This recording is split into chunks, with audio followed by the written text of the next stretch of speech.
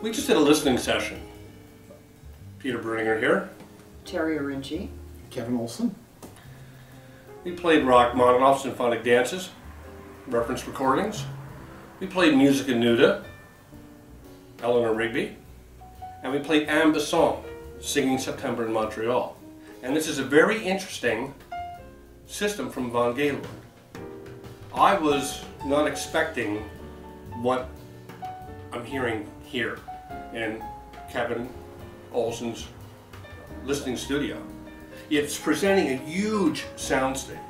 And I think that might be because the speakers they have a fairly large woofer, they have a big dome tweeter, they're trapezoid in shape, and they must be very directional, because if you just sit a little bit off here, I lose the right speaker. If I sit a little bit off here, I lose the left speaker.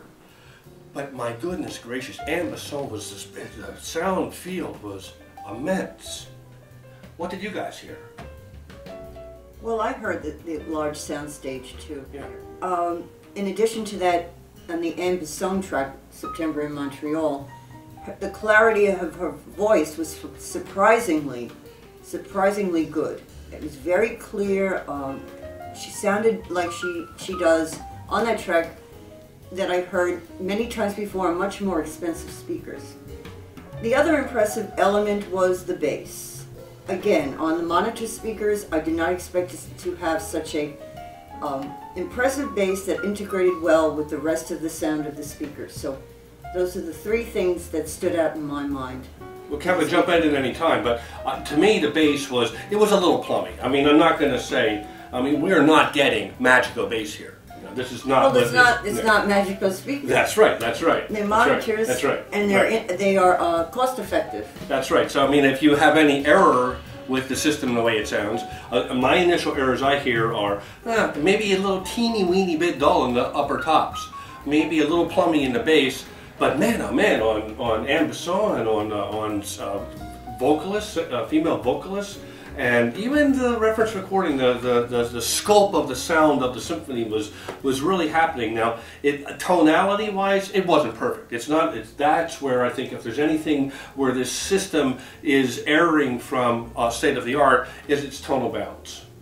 I'd agree. I think, to me, these were balanced cannily rather than, I want to say neutrally. I hate that word, but I'll use it.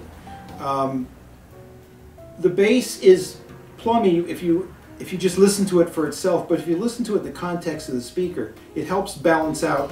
To me, the tweeter has like a little subdued at its lower end, but a little bright at the very top.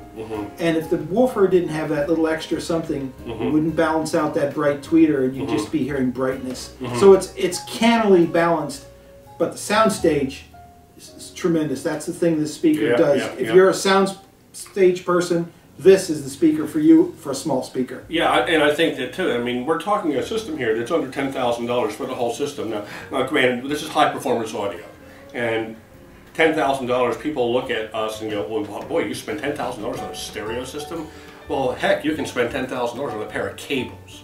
And we know that, us in the audio enthusiasts, the three of us are. But if you step back and go, my gosh, $10,000, I'm getting that kind of sound, that huge sound.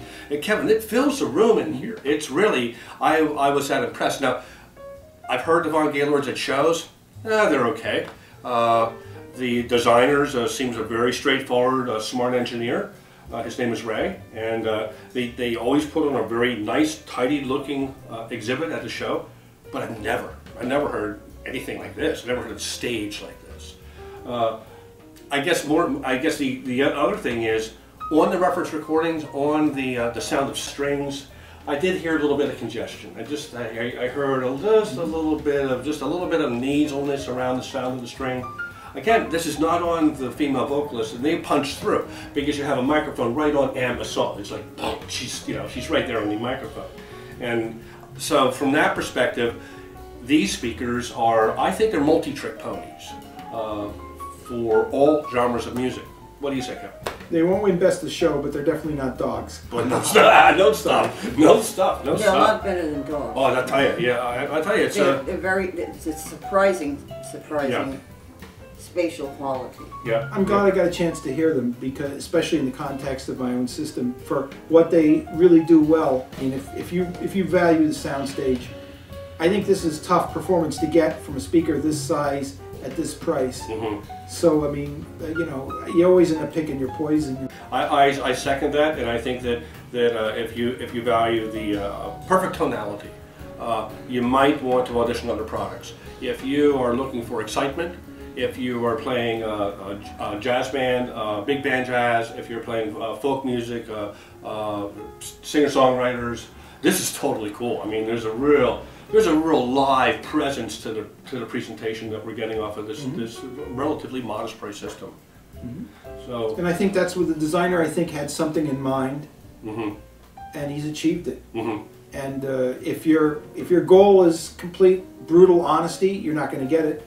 But if you want faithfulness to the spirit of the music, there's a lot of that here. Well, I tell you, I agree with that. That's a great way of summing it up. Faithfulness to the spirit of the music.